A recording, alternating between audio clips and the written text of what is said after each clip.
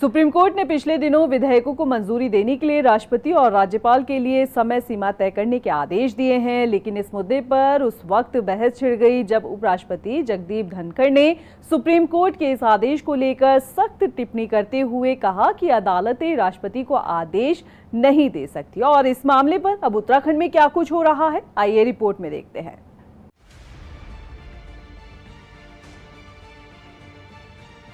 देश भर में अभी तक आप वक्फ बिल को लेकर चर्चाएं सुन रहे थे, मगर इस बीच सुप्रीम कोर्ट और उपराष्ट्रपति जगदीप धनखड़ को लेकर भी बहस छिड़ी हुई है।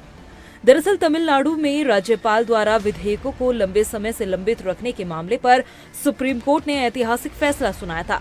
सुप्रीम कोर्ट ने पिछले दिनों विधेयकों को मंजूरी देने के लिए राष्ट्रपति और राज्यपालों के लिए समय सीमा तय करने के आदेश दिए थे।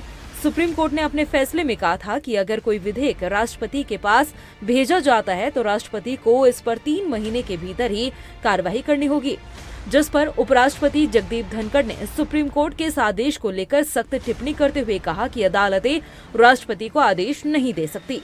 उपराष्ट्रपति ने कहा कि संविधान का अनुच्छेद 142 एक ऐसा परमाणु मिसाइल बन गया है जो लोकतांत्रिक ताकतों के खिलाफ न्यायपालिका के पास 24 घंटे मौजूद रहता है। आपको बता दें कि संविधान का अनुच्छेद 142 सुप्रीम कोर्ट को ये अधिकार देता है कि वो पूर्ण न्याय करने के लिए कोई भी आदेश, निर्देश या फिर फैसला दे सकता है, चाहे वो किसी भी मामले में क्यों न हो।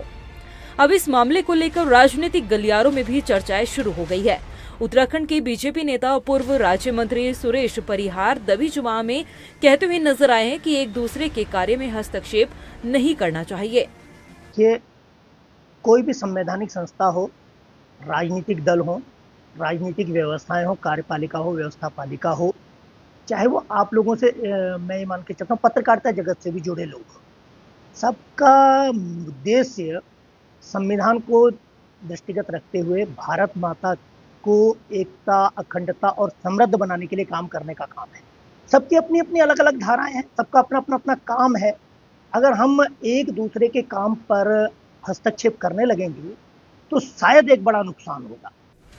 वहीं सुप्रीम कोर्ट के आदेश को लेकर उपराष्ट्रपति ने जो टिप्पणी की उसे लेकर विपक्ष भी हावी होता हुआ नजर आ रहा है। पहले तो मैं उपराष्ट्रपति जो बना है मिस्टर धनखड़, वो राष्ट्रपति बने हैं, बनाने वाले ने बनाया है, वो उसकी नौकरी कर रहे हैं। जिसने बनाया ना उनकी नौकरी कर रहे हैं। वो भारतीय जनता पार्टी का कार्यकर्ता पहले है, बाद में वो उपराष्ट्रपति है। इसीलिए ये बयान मैंने अखबारों में भी पढ़ा, सुन ही रहा हूँ। जहाँ तक एक प्रश्न आता है कि राष्ट्रपति के ऊपर सुप्रीम कोर्ट कुछ कह सकता है या नहीं कह सकता है, ये तो मैं आपको बहुत स्पष्ट रूप से बताना चाहता हूँ। देखिए, राष्ट्रपति के खिलाफ नहीं बोल सकता, वो प्रथम पुरुष है, ये बात सच है, परंतु उसको एडवाइस भारत के आम से आम, साधारण से साधारण व्यक्ति भी दे सकता है। और सुप्रीम कोर्ट इसीलिए बनाया, वो चौथा हमारे लोकतंत्र के ये समझने को बचाए रखने के लिए वो सबसे बड़ा प्रहरी है।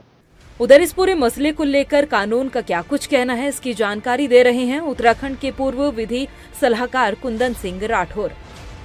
देखिए, प्रजातांत्रिक देश में व्यवस्था चलाने के लिए पार्लियामेंट को बनाया है। पार्लियामेंट संविधान की ही उपज है और संविधान के प्रावधानों के अनुसार पार्लियामेंट का काम कानून बनाना है, निश्चित रूप से।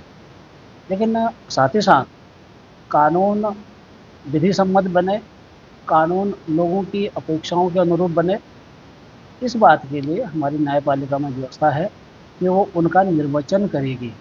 अर्थात यदि कभी भी कोई ऐसा कानून पार्लियामेंट के द्वारा पास होता है जो लोगों के मौलिक अधिकारों का हनन करती हो या उनको कम करती हो, तो निसंदेह सुप्रीम कोर्ट उस पर अपना वर्डिक्ट दे सकता है।